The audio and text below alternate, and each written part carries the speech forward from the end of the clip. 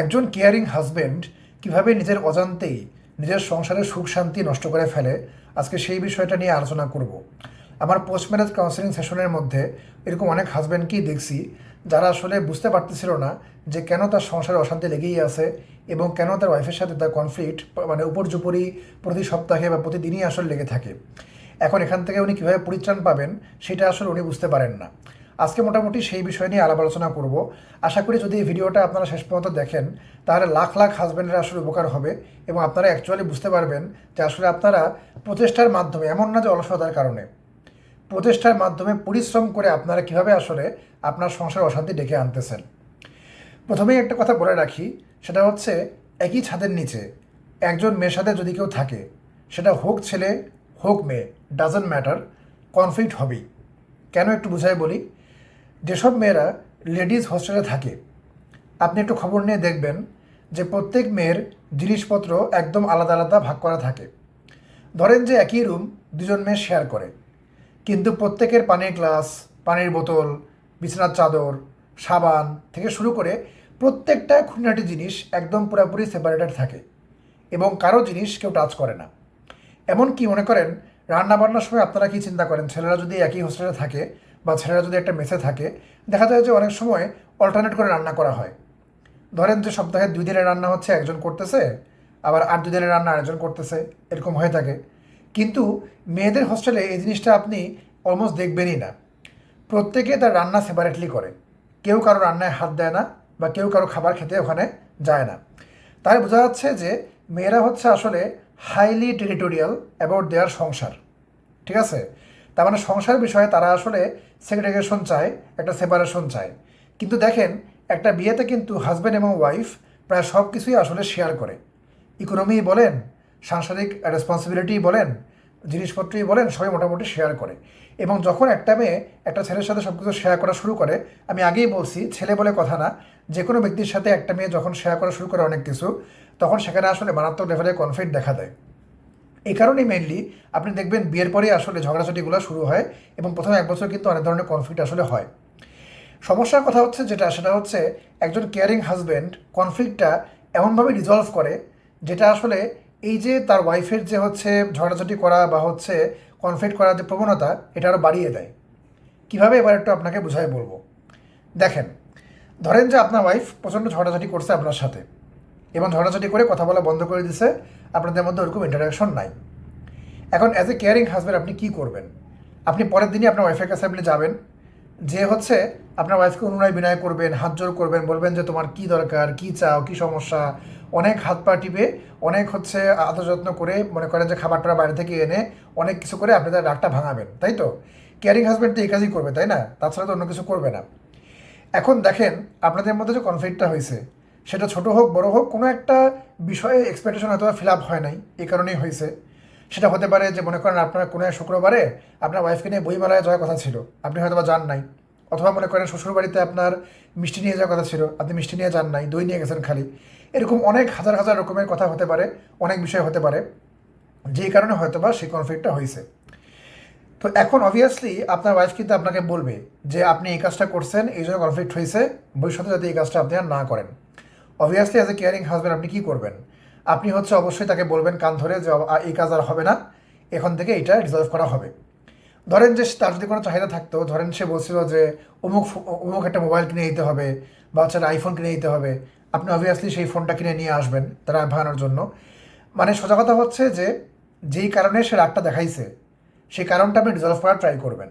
সেটা হতে পারে হচ্ছে কোনো একটা অপূরণীয় হচ্ছে একটা আক্ষেপ, হতে পারে কোনো একটা বস্তুগত একটা আবেদন বা ইত্যাদি। এখন সমস্যার বিষয় যেটা, এর মাধ্যমে আপনি আসলে একটা ব্যাড বিহেভিয়ার রিইনফোর্স করলেন। আপনি তাকে এটা বুঝাইলেন যে যখন সে আসলে রাগারাগি করে, তখন নাম্বার 1 তাকে আপনি অ্যাটেনশন দেন। প্রত্যেকটা মেয়ে ওয়ার্ল্ডের অ্যাটেনশন সিকার। প্রত্যেক মেয়ে চায় তাকে হচ্ছে একজন মানুষ অ্যাটেনশন দিক। সেটা হতে পারে তার হাজব্যান্ড যদি মেয়ে চরিত্রবান হয়, আর যদি মেয়ে চরিত্রহীন হয় তাহলে সেটা অন্য ছেলেরাও হবে। তার মানে বেসিক্যালি যদি আপনার ওয়াইফ চরিত্রবানও হয়, তার ক্যারেক্টার ভালোও হয়, তাহলেও সে আসলে চাবে যে অ্যাজ এ হাজব্যান্ড আপনি তাকে অ্যাটেনশন দেন। এখন দেখেন, আপনি তাকে সর্বোচ্চ পরিমাণ অ্যাটেনশন কখন দিছেন? When did you give her the highest amount of attention?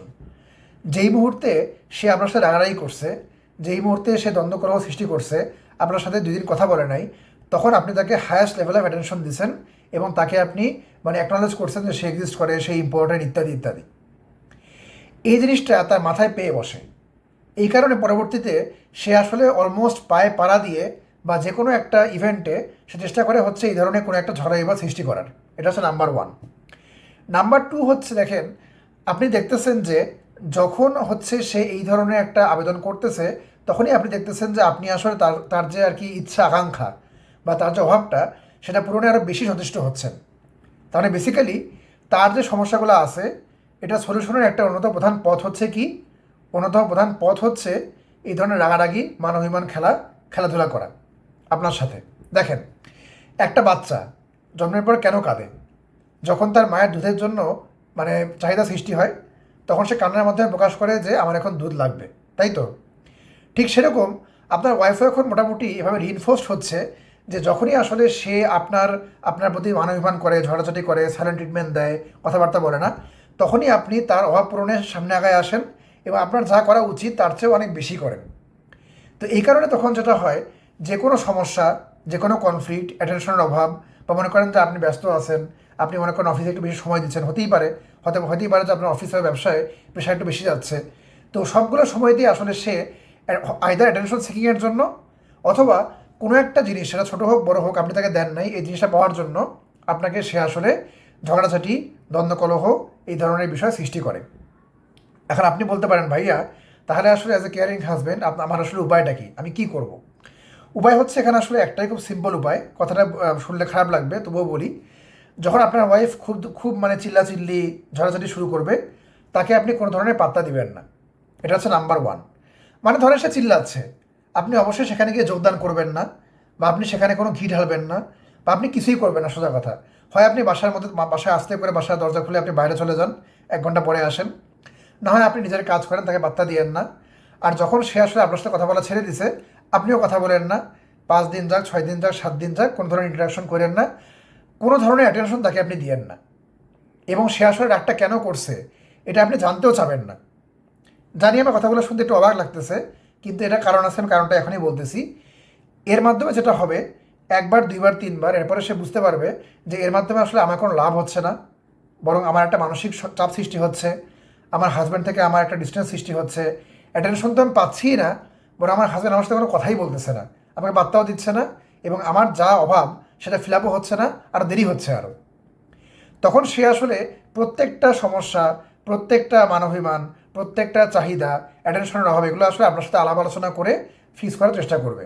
এবং মজার বিষয় হচ্ছে, আপনি দেখবেন আপনাদের এই দ্বন্দ্বের পরিমাণ বা কলহের পরিমাণ আস্তে আস্তে সপ্তাহে 1বার, 2 সপ্তাহে 1বার, 3 সপ্তাহে 1বার, মাসে 1বার, একটা সময় গিয়ে 6 মাসেও 1বারও আর হবে না। কেননা আপনার ওয়াইফ ক্রমান্বয়ে রিইনফোর্সড হচ্ছে যে যখনই সে ঝড়াঝড়ি করতেছে, তখনই আপনি আসলে তাকে পাত্তা দিচ্ছেন না, আপনি তাকে কোল্ড ট্রিটমেন্ট দিচ্ছেন, তাকে আপনি কোনো কেয়ারই দিচ্ছেন না, তাকে আপনি অ্যাটেনশন দিচ্ছেন না, সে কেন রাগ করছে জানতেও আপনি চাচ্ছেন না বেসিক্যালি।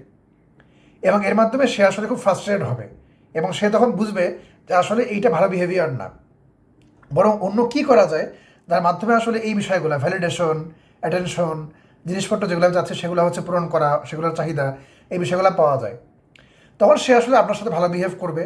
ভালো বিহেভ করতে করতে আস্তে আস্তে আপনি যখন তার ভালো বিহেভেই, যখন তাকে আপনি কোনো কিছু যখন অভাব যখন পূরণ করবেন, বা আপনি যখন তাকে আসলে কেয়ার করবেন ভালো বিহেভেই, তখন তার পজিটিভ যে ভাইবগুলো আছে এগুলো আসলে রিইনফোর্সড হবে। ঠিক আছে?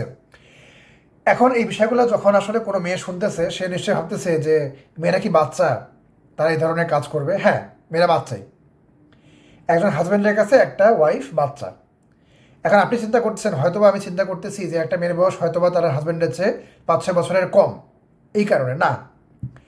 আপনার ওয়াইফ যদি আপনার চেয়ে 3 বছরের বড়ও হয় বয়সে, তবুও সেম ওষুধ, সেম, ওই বলে না প্যারাসিটামল 2 বেলা, এক্স্যাক্টলি সেরকমই। আপনার ওয়াইফ যদি আপনার চেয়ে বয়সে বড়ও হয়, সেম ট্রিটমেন্টটি কাজ করবে। এবং এজন্যই আসলে ইসলামে বলা হয়েছে হাজব্যান্ড হচ্ছে ফ্যামিলির গার্জিয়ান এবং ফ্যামিলির লিডার। কারণ হচ্ছে ফ্যামিলির লিডার একজন হাজব্যান্ড কিন্তু ইমোশনালি, যখন আপনার ওয়াইফ দেখবে আপনি ইমোশনালি স্টেবল, ইমোশনালি ইন্টেলিজেন্ট, তার ট্যান্ট্রামসে আপনি আসলে বিচলিত না, আপনি কোনো ধরনের কোনো মানে হ্যাভক ক্রিয়েট করতেছেন না, ইমোশনালি ভেঙে পড়তেছেন না, বরং আপনার যে রেসপন্সিবিলিটি, আপনার যা কাজ, এইটা আপনি পুরোপুরি 100-তে 100 পালন করতেছেন, তখন সে আসলে আপনার মধ্যে তার নিজের বাবার প্রতিচ্ছবি দেখবে। দেখেন, একটা ছোটো মেয়ে, মনে করেন আমার মেয়ের বয়স এখন 6 বছর, সে যখন আমার সামনে কোনো যখন ট্যান্ট্রামস থ্রো করে, যখন চিল্লাফাল্লা করে, আমি কিছুই করি না, আমি তাকে হচ্ছে leave her alone, I just leave her alone. এবার তাকে আমি বোঝা শুনে সে আসলে কী চায় বা কোনটা কারেক্ট বিহেভিয়ার, এটা তাকে আমি বলি। এখন এই মেয়েটাও কিন্তু তার বয়স যাই হোক, তার বাবার কাছ থেকে ট্রিটমেন্টটা পাইছে। সে যখন দেখবে আপনিও তাকে সেম ট্রিটমেন্ট দিচ্ছেন, তার ট্যান্ট্রামসে আপনি আসলে বিচলিত না, তাকে আপনি বার্তাও দিচ্ছেন না, বরং তাকে আপনি পরবর্তী ঠান্ডা মাথায় বুঝাই বলতেছেন যে সে আসলে ভুল করছে এবং এভাবে আসলে চলবে না, তখন সে আসলে গ্র্যাজুয়ালি আপনাকে অ্যাজ এ গার্জিয়ান, আপনার গার্জিয়ানের আসলে বসাবে। আমি এখন আমার কথাটা বলি, দেখেন, আমার সাথে আমার ওয়াইফের ঝামেলা হয় যে হয় না যে তা না, হয়। মজার বিষয় হচ্ছে, যখন আমার ওয়াইফের সাথে আমার ঝামেলা হয়, তখনও যদি আমার ওয়াইফ কোনো ঝামেলা ফেস করে, যেমন মনে করেন যে আমার ওয়াইফের হচ্ছে গাড়ি নষ্ট হয়ে গেছে, অথবা ধরেন বাসায় কোনো কারণে পুলিশ আসছে, সে আমার কাছে গাইডেন্স খোঁজে যে আসলে এটা থেকে কীভাবে পরিত্রাণ পাওয়া যায়। She is angry with me, ঠিক আছে, বা দ্যাট ডাজন্ট ম্যাটার। সে বিশ্বাস করে যে আমি হচ্ছে ঠান্ডা মাথায় জিনিসগুলো হ্যান্ডেল করতে পারবো, ঠিক আছে, এই বিলিফ তার মধ্যে আছে। এবং এভাবেই আসলে আপনাকে আসলে আপনার যে স্থানটা আছে লিডারশিপ, সেটা আসলে সৃষ্টি করতে হবে। মানে বললে হবে না যে ভাই ইসলামে আছে তাই মেনে নাও, ইসলামে আছে স্বামী হচ্ছে নেতা, মেনে নাও, এভাবে হবে না। ইসলামে আছে, আমি কোনোভাবেই হচ্ছে অস্বীকার করতেছি না, কিন্তু আপনাকে সেই যে মানে স্থানটা, এটা আপনি ক্রিয়েট করতে হবে। খালি মুখে বললে হবে না যে হ্যাঁ আছে, আমাকে কাজেই অ্যাজ এ নেতা তুমি মেনে নাও, সংসারে গার্জিয়ান হিসেবে মেনে নাও। গার্জিয়ানের যে একটা যে রোল বা গার্জিয়ানের যে অবস্থান, এটা আপনাকে ক্রিয়েট করতে হবে। Pre marriage counselling, post marriage counselling, match making service, marriage বয়ারটা তৈরি করে দেওয়া, সব ধরনের বিয়ে রিলেটেড সার্ভিস আমরা দিয়ে থাকি। আপনারা যদি আগ্রহী হন, আমাদের অবশ্যই মেসেজ করবেন, একদিনের মধ্যে রিপ্লাই পেয়ে যাবেন। ধন্যবাদ সবাইকে, আসসালামু আলাইকুম।